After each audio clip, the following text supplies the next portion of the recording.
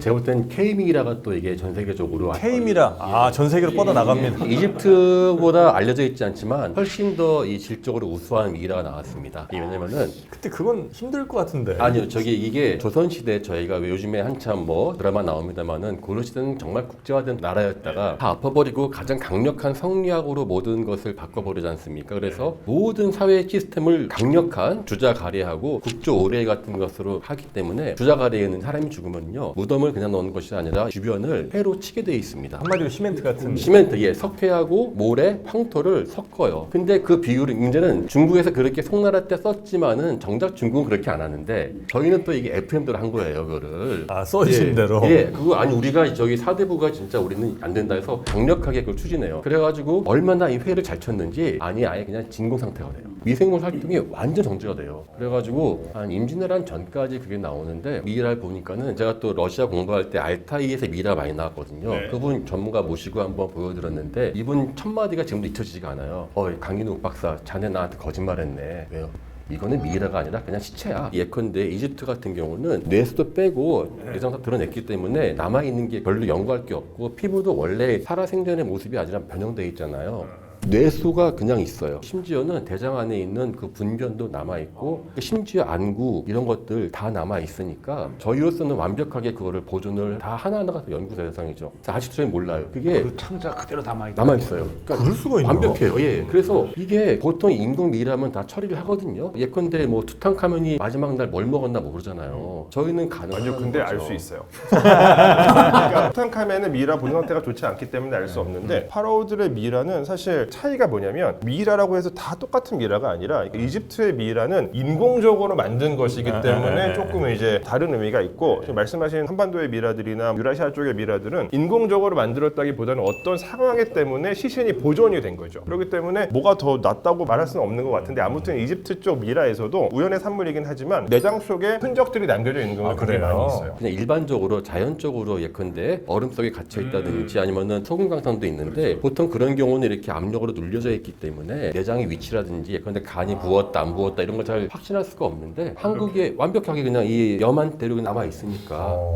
근데 저희가 아쉽게도 발견된 초기에는 이게 회가요 꽃갱이로도 안 됐어요. 포크레인 날로 찍어야지만 깨지는데 이장하시는 분들이 어떻게 손 못 댄다고 그래서 그냥 다시 묻어버린 것도 꽤 있었는데 다행히 최근에는 이제 법이 바뀌어가지고요 조사는 거치고 다시 이제 하는 것으로 했는데 어쨌든 지금 세계적으로 이제 미라 연구가 상당히 되어 있고 중국도 있고요 일본도 있어요. 미라가 없는 나라는 없는데 K미라가 최고다.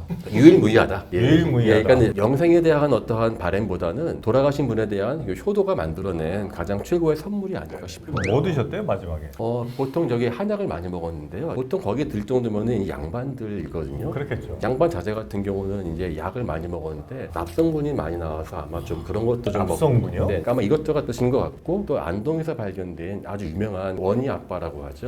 본것 같아요. 이응태 묘지 그분 같은 경우는 이마님께서 머리카락을 뽑아가지고 미투리를 직접 그거 봤어요. 그것도 있고 종이로 된 편지도 있고. 감동적이더라고요. 너무 마음이 아프니까. 그래서 이집트가 너무 중요한데 저희는 보여주지 않는 것을 보여줄 수 있다. 사실 이집트는 별로 신경 안 써요.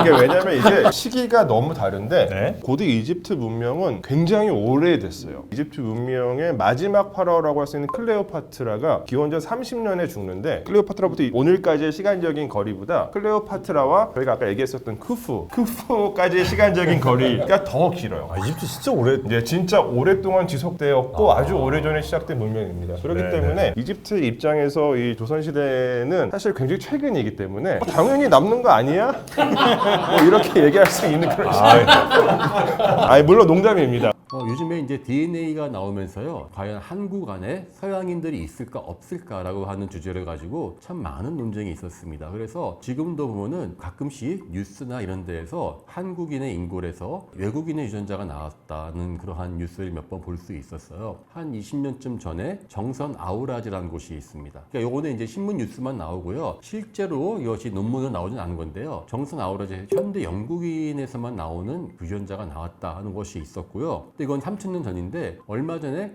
약 8,000년 전에 가덕도에서 한 40개 정도의 인골이 나왔어요. 조개무지에서 나왔거든요. 그러니까 특이하게도 인골이 잘 남아 있었죠. 여기에서 분석을 했더니만은 모계 유전자를 분석했더니만은 H형 하플로그룹이 나와서 현대 독일인과 같은 것이 나왔다라고 해서 신문하고 이런 데에 대서 특필이 된 적이 있었습니다. 이것이 혹시 우리나라의 서양인의 그 증거가 아니겠는가라고 하는 그러한 많은 설들이 있었는데요. 결론부터 말하자면요, 현재로서는 그 가능성은 아직까지는 더 증명된 게 없다입니다. 고대의 DNA는 조각조각한 것들을 증폭시켜야 되거든요. 그 과정에서 오염도 많이 되고요, 오차가 많이 발생하기도 합니다. 물론 제가 지금 말씀드리는 것이 이걸 검사했던 분들이 잘못 검사했다는 뜻이 아닙니다. 그러니까 그러한 가능성도 하나 있을 수가 있고요. 또 하나는 현대 영국인, 현대 독일인과 같다는 거 좀 이상하지 않나요? 만약에 정말로 관계가 있다면 우리가 8,000년 전에 내지는 선사시대의 독일인과 관련이 있어야지 8,000년 뒤에 한반도와 관련이 있다는 거는 상식적으로 좀 납득이 가지 않는 부분도 있어요. 이건 어떻게 해석할 수 있냐? 몇 가지 원인이 있는데, 첫 번째로는 유전자 자체가 사실은 수백 개, 수만 개가 중에서 하나를 찝는 것이거든요. 현재까지 나온 것 중에서 현대의 유럽인들 중에서 어디가 많다는 뜻이지 반드시 그 사람들이 한반도와 관련이 있다는 뜻은 아닙니다. 일종의 확률 게임이에요. 확률 게임. 수많은 것이 있는데 그 중에 하나가 그 동네에 많더라. 그러면은 꼭 그것이 마치 곧바로 이것이 한국과 연관되었다라고 하기는 어려운 것이 있고요. 또 하나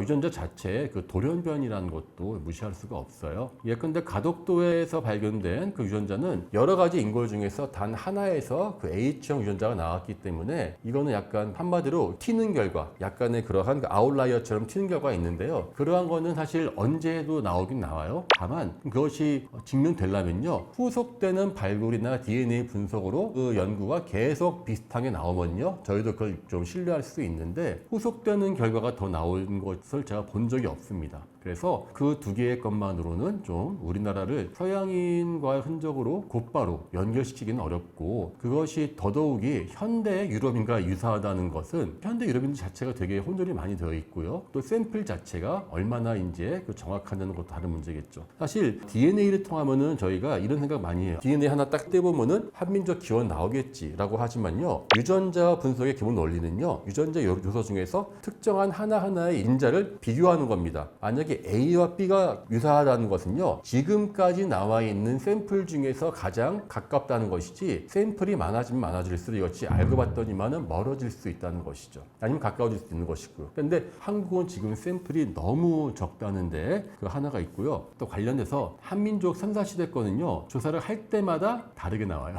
또 하나 재미있는 우리나라 선사시대 인골 중에서 연해주, 러시아 연해주인데요. 연해주가 초르토브의 바로타라는 유적이 있습니다. 아마 한국에서 악마의 문이라는 유적으로 알려져 있는데요. 이게 이제 동굴, 얕은 동굴에서 발견된 그 유적인데요. 한 5, 60년 전에 소련 학자가 발굴한 유물인데, 여기에서 다양한 유물과 함께 동굴에서 사람 인골이 나왔어요. 근데 그 인골에서 분석했었던 분이 또 발표를 했는데, 여기서는 또 반대로 또 베트남이나 동남아랑 유사하던 결과가 나왔어요. 그뿐 아닙니다. 그러니까 뭐 러시아 연해주면 사실 두만강 유적인데요. 두만강 바로 건너편에 또 하나 보이스만이라고 하는 유적이 있어요. 그것도 아주 유명한, 또 러시아 사람이 보이스만 유전자를 분석해 보니까 이건 또 북극해, 추코트카 이쪽하고 또 캄차카랑 유사하다고 나왔어요. 자, 이렇게 보면은 아니 왜 할 때마다 다르게 나오지? 어떻게 본다면은 할 때마다 다르게 나오는 게 정상인 게, 그 악마의 문 같은 경우는 단 2점이었어요. 보이스만도 딱 2개밖에 안 했습니다. 그러니까 인골이 나온 게 없다 보니까 나오는 것마다 하나하나를 놓고 보면은 사방이 관련성이 있는 게 나오는데, 저는 그게 오히려 당연한 것처럼 보입니다. 왜냐면은 내가 비교하는 곳이 어딨냐에 따라서 달라지는 겁니다. 예컨대 제가 누군가 닮아 비교해야 되는데, 저는 비교군이 제 친구인데 한국, 중국, 일본을 모아놓고 비교한다고 하는 것과 아프리카 계통, 그 다음에 백인, 그 다음에 저기 오세아니 계통하고 같이 놓고 섞어보면은 얼마나 가깝게 나올까요? 아예 다르게 나오겠죠.